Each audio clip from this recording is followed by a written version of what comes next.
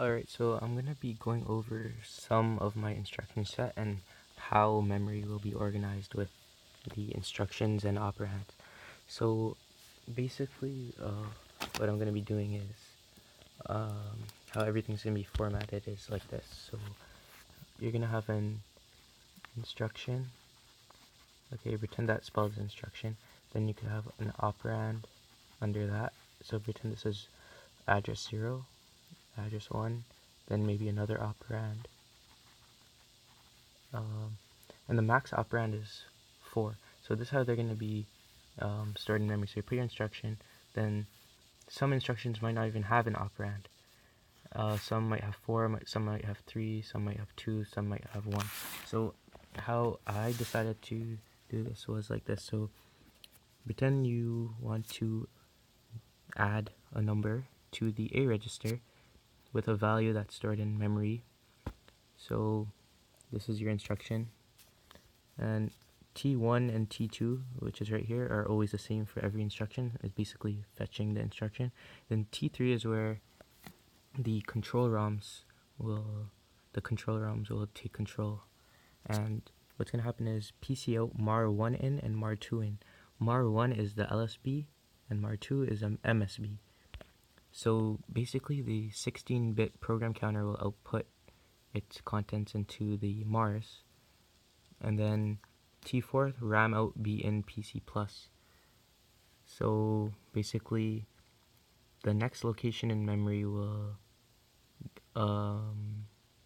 get the B value will get the next location in memory because PC out, and T2 always is PC plus, so it's incremented, and that's why I increment PC plus here. So the next instruction will get like the next address, like the next instruction or next operand.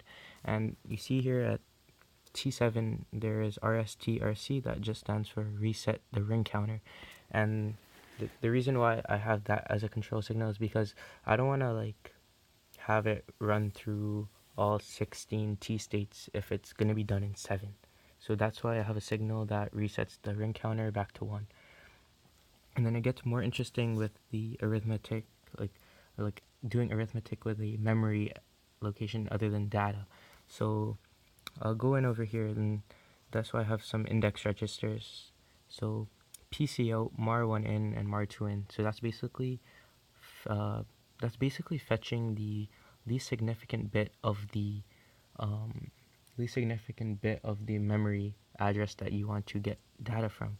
And I think this is Little Endian, I think it's Little Endian, where LSB is the first byte and then MSB is the second byte. Just correct me if I'm wrong.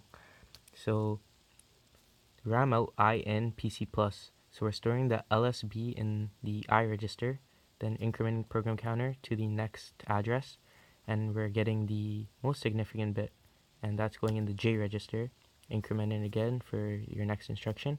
And then I'm gonna do I out MAR1 in. So these two are linked. So I out and MAR1 in are LSBs. J out and MAR2 in are most significant bits, and that's how you fetch the 16-bit address using 8-bit bytes. And I also have push and pop instructions, but these are only pushing and popping mem, not pushing registers. And I think one of the longest instructions I have is a jump indirect. So jump indirect basically means, okay, my operand is an address, and in that address there's going to be an address that you want to jump to, if that makes any sense.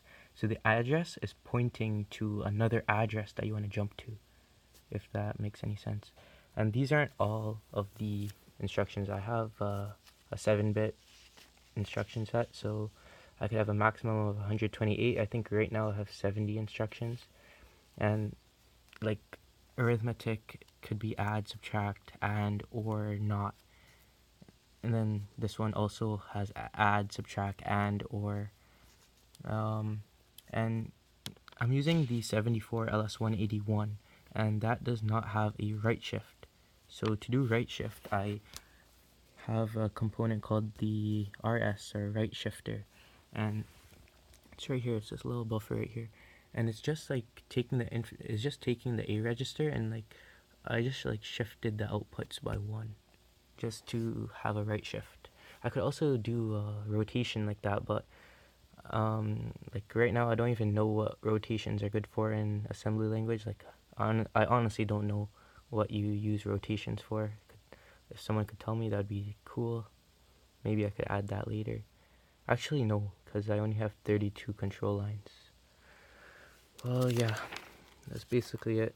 Oh, and here is like how I'm gonna do my jumping.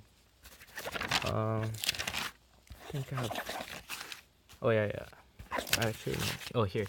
This is a good picture to show my decoding.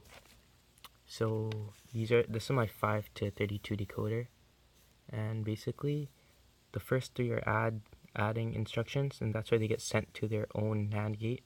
And this NAND gate represents an add, and I'll go to an EEPROM that will like that'll like program with the ALU, the 74LS181 ALU bit codes. So there's like 6 control lines for that ALU. Then over here, if you look at 14 to 6, these are all for jumping. So 14, 15, 16, 17, 18. Wait. No. 15, 16, and 1 and 2 are like jumps, like jump direct, jump indirect, return from subroutine, and jump to subroutine. That's why they're all connected together, and that's because they have no conditions to jump. So that's why it gets sent straight to the OR gate. But if you look lower, these control lines are sent to an and the AND is just holding a flag. So jump if the flag is set, and this is just an OR gate, which allows it's like basically an acceptor, and then I'll have it ANDed again with a PC in control line from the control ROM. And you can see here the instruction register is sent to the control ROM and the 5 to 32 decoder. And then this is my T counter, so it gets reset by 1111. So if the T counter is at 16, or if I press like the main reset button, which is right here, that's the main reset. I'm clicking it and it's resetting. Or if the reset ring counter control signal, which comes from the control ROM, activates it. And then also I'm sending the T states to a 4 to 16, which is like other control, or like the T state LEDs or something like that. And that's basically all I have. Also, I want to implement this. So like an input, there's 2 types of inputs. There's like one input where the CPU will halt, or not halt, I'd say wait for the user to put an input. I'm not sure if this circuit will work, to be honest, but I honestly don't think it'll work. Or there's another input where it just like sucks whatever's on the input port and puts that straight in the A register. What else do I have? I don't know. These are like, I have a lot of notes, but yeah, that's basically it.